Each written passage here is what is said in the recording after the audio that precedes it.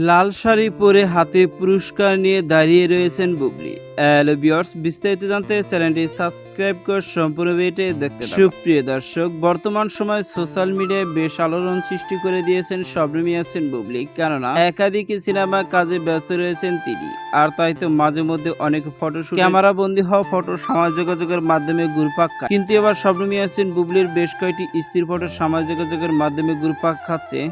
যে ফটোগুলোতে শবনম ইয়াসমিন বুবলিকে দেখা যাচ্ছে লাল শাড়ি পরে হাতে পুরস্কার নিয়ে দাঁড়িয়ে রয়েছেন। কি মায়াবী হাসি, মুগ্ধ করার মতো লালপরি লুকে একদম দেখাচ্ছে তাকে। লাল শাড়িতে পুরস্কার দেখে ইতিমধ্যে মন্তব্য করেছেন অনেকে তারকা ভক্তরা। কেউ কেউ মন্তব্য করছেন শবনম ইয়াসমিন বুবলি লাল শাড়ি পরে হাতে পুরস্কার নিয়ে দাঁড়িয়ে ক্যামেরা বন্দী হয়েছেন। এই ফটোটি কোথায় উঠেছেন তিনি?